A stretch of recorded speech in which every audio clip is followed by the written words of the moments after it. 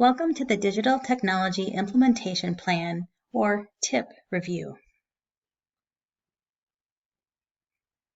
This TIP is focused on cardiac skills and education in 5 parts: the action plan, the needs assessment, the planning process, implementation, and the executive summary.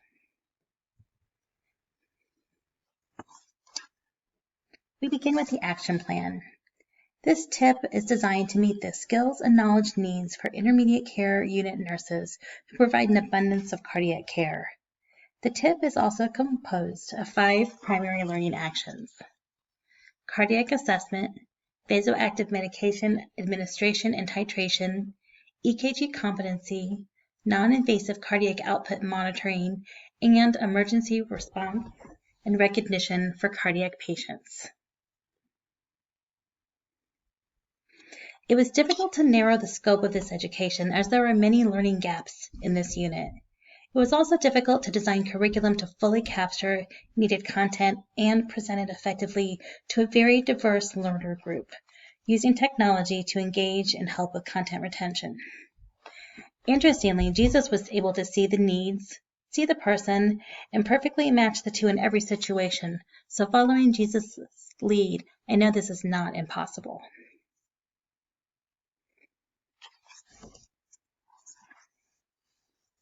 Cardiac patients are the predominant group who's admitted to IMCU, so this topic seemed to be a natural subject to start with. Practice gaps were noted during COVID, falling into 2 major groups: new nurses with little experience clinically, and also nurses who had experience in other clinical areas or with skills that were not adhering to our standards of practice. Upon reflection, the gaps were surprising and also concerning with the population who was very ill and also very fragile. Our current read and sign education was clearly not effective, so integrating technology to engage learners and to increase retention of content was really important. Jesus wasn't satisfied with the status quo either.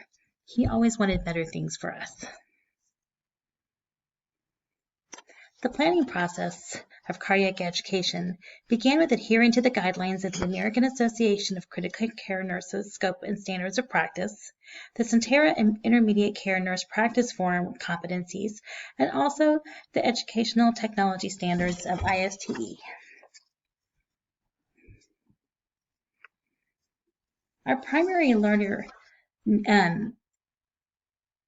environment was computer-based, and that could be either at home or at work with computer access, and this was for maximum flexibility for nurses. Engaging learners with a variety of layered modalities to meet needs and to capture interest were used. This resulted in foundational knowledge and skills for IMCU nurses and a base to continue cardiac education and positively impact patient outcomes.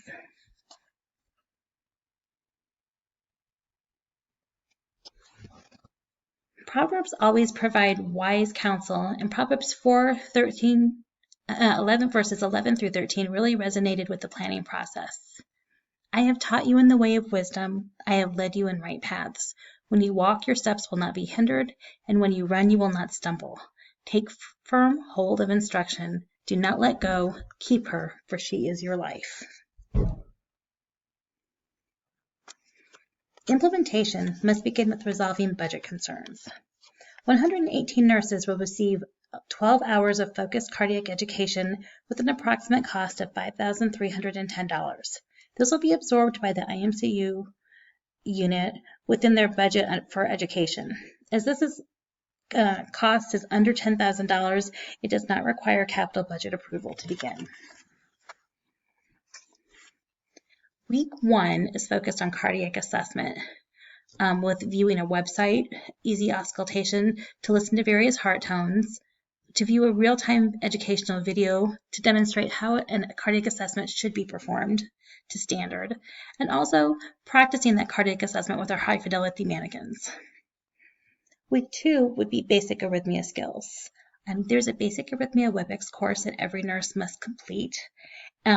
There's also additional practice via SkillStat where you can review rhythms and either do this as a learning process or as a gaming avenue, and also complete a basic arrhythmia exam. Week 3 is vasoactive medication review. There is a review of PowerPoint medication content and also the package visualizations, so nurses will be able to match the two. Google Docs will have a quiz just to ensure competent medication knowledge. Week 4 involves hemodynamics and non-invasive cardiac output monitoring, or NICOM. Nurses will review a setup and implementation video, practice NICOM setup with their high-fidelity mannequins, and also complete a quiz on Google Docs to ensure adequate learning of material. Week 5, Recognize and Respond to Cardiac Emergencies, is our final chapter, and it will culminate with independently completing a virtual escape room, enroll in Workday for a mock code simulation, playing Jeopardy with your team using Kahoot to log responses, and also participating in an emergency response simulation working as a team. Incorporating technology is very important. It helps learning to be more interesting, engaging, multimodal, while addressing different learners and structured and scaffolded in chunks for better retention. It's also important to treat students as individuals with many needs, but remember it's our responsibility to get everybody to the goal of educational competency with kindness and compassion. In summary, learners will review assessment, EKG, medications, non-invasive cardiac output monitoring, and cardiac emergency response through websites, videos, high-fidelity mannequin simulation, gaming, and WebEx courses. Computer-based assessment exams will also be utilized. Technology helps to enhance learning and cardiac content retention, which will improve patient care and outcomes in IMCU.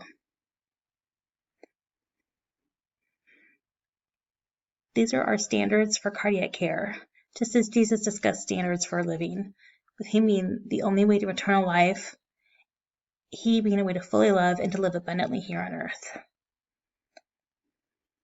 Active participation in the TIP will provide nurses with all the necessary knowledge and skills to provide that high-quality cardiac nursing care and meet the standards of practice in IMCU. Please review the following references for further study. Thank you.